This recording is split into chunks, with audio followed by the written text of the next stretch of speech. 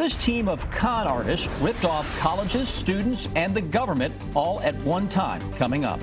And a busy Lexington road is shut down tonight following a deadly crash. We'll have the breaking details coming up. Could be another round of some light wintry weather across parts of the Bluegrass State later tonight into Thursday. Coming up, we'll track who has the best shot of seeing some light accumulations. Tracking, alerting, protecting. This is WKYT News at 5:30. Good evening to you. It was another cold day here in the Bluegrass, and as this stretch continues, so does the possibility of another wintry mix in the forecast. But don't worry, a much-needed warm-up could be on the way for the weekend, in particular on Saturday. Chief Meteorologist Chris Bailey's tracking those changes. Hey, Chris.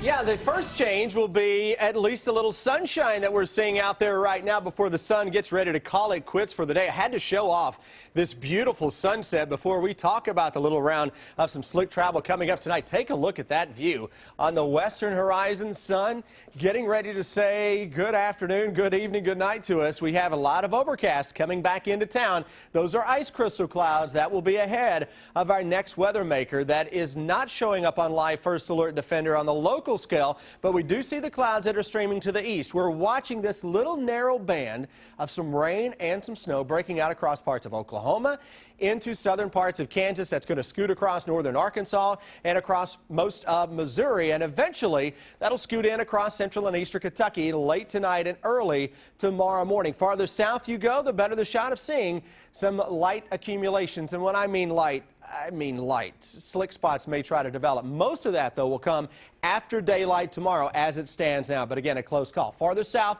from Richmond, Berea, back toward Danville, that'll be the prime corridor to pick up on at least a touch of accumulation early tomorrow. So some light snow overnight. Early weekend starts with a break. But, guys, I'm tracking a little more snow for the end of the weekend. We got a lot to talk about when I come back in less than 15 minutes. Thank you, Chris. And road crews in Boyle County say it was one of the worst morning commutes they've ever seen. Black ice being blamed for some crashes there.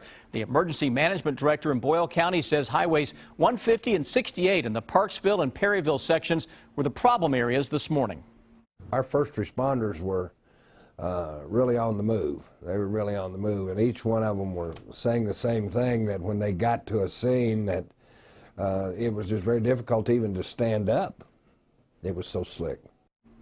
Wilder tells us most of the crashes were minor, but one person was taken to the hospital. Tonight, we are continuing to track a breaking news alert out of Lexington. A busy road is shut down following a deadly crash. It happened a couple of hours ago on Versailles Road near Terrace View Drive. We're told that one person died at the scene, another person died on the way to the hospital, and 3 others were taken to the hospital. The coroner tells us he did find alcohol containers in one of the cars. Right now, they don't know if alcohol played a role in this crash. That area of Versailles Road is expected to be shut down for several hours. We'll have the latest on the investigation coming up on WKYT News at 6 o'clock. And right now, police are on the scene of a bank robbery in Lexington. They say about 4 o'clock this afternoon, a man robbed the Central Bank on Richmond Road. Police say clerks told them the man walked into the bank, took out a handgun, and demanded cash. We're told the man took off on Richmond Road. Right now, they think the robber could be connected to another robbery that happened just down the street. We do believe we did have a similar incident, a theft or attempted theft or robbery. We're still looking at it, but we did have an incident at the Rite Aid Pharmacy here on Richmond Road. We believe that's probably the same individual, and it happened just prior to this. And then, of course, that individual probably came here to the bank right after.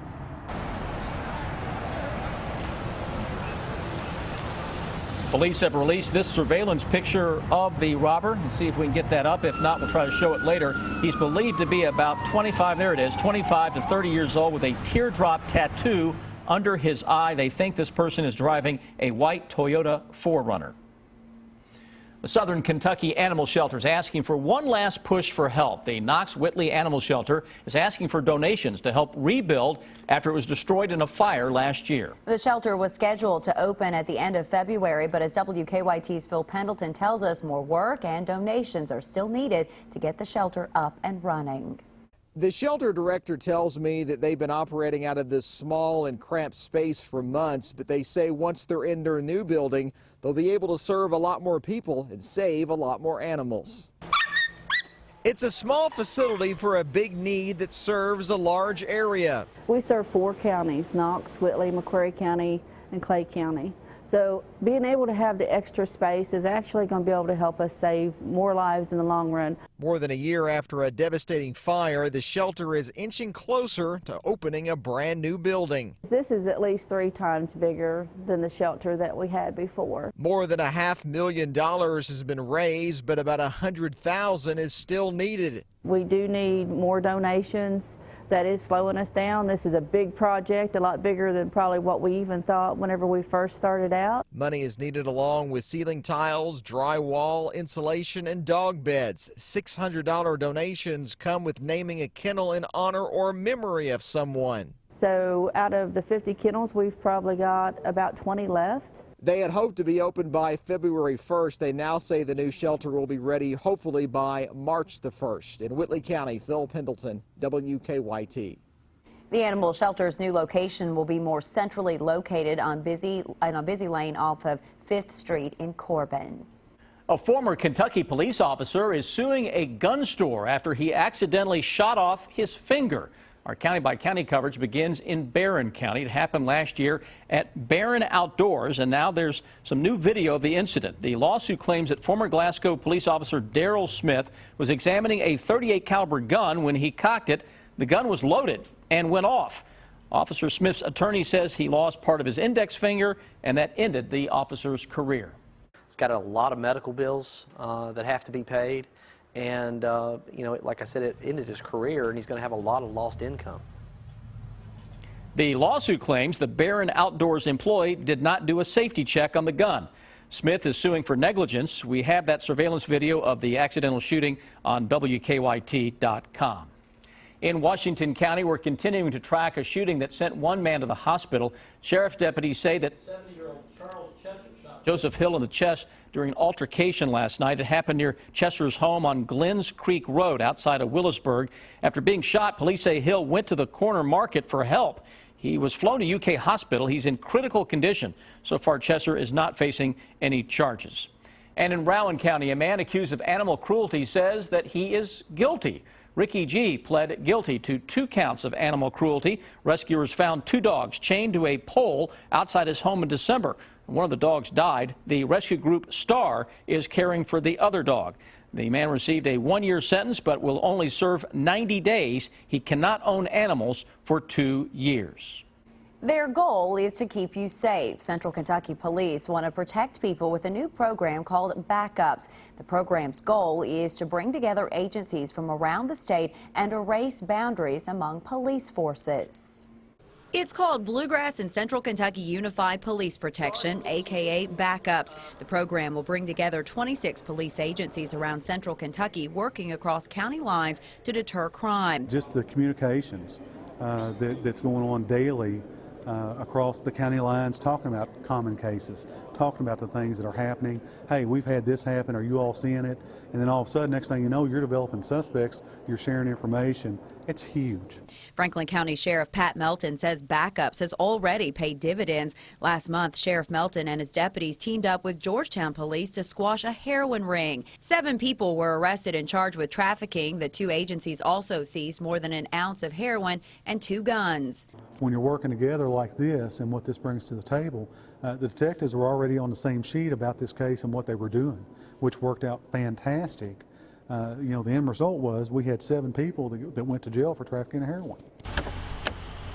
For those like Franklin County Sergeant Alvin Cummins, Backups will give him a little more flexibility when dealing with a bad guy. Sometimes Cummins' job can take him right to the edge of his jurisdiction. We recognize county lines and city and county boundaries.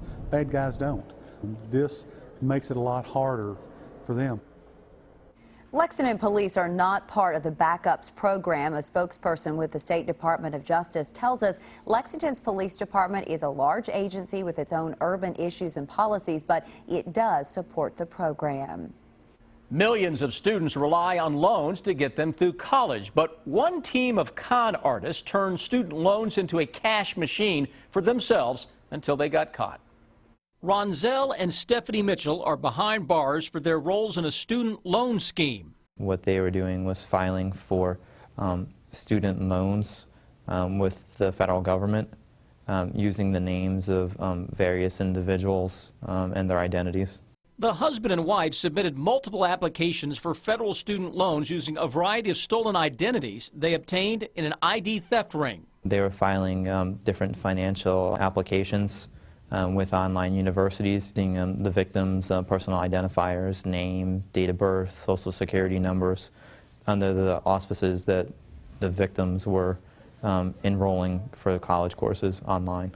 Then they contacted Liberty University and American Public University, posing as the students that had been issued the loans. The funds were being mailed by the online universities to addresses that the subjects controlled.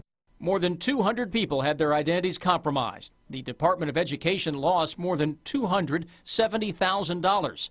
And there are more victims. There's many layers of victims. There's the victims whose identities they're compromised and loans are opened. There's the colleges and universities who are targeted through these schemes.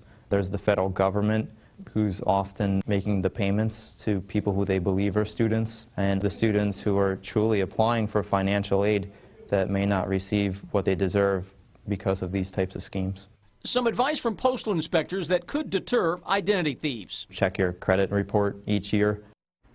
Ronzell and Stephanie Mitchell pled guilty in federal court to conspiracy to commit mail fraud. Stephanie is serving a 12-year sentence. Ronzell is serving a 2-year sentence. I'm Bill Bryant. Jack Conway answers a question that caused troubles for a Democratic candidate last fall. And the city changes its alcohol rules for Super Bowl night only. The bottom line is coming up. I'm Sam Smith in Winchester, where 2 men accused of murder following a shooting at an apartment complex here in town were back in court. Coming up at 6, we have the latest on this case.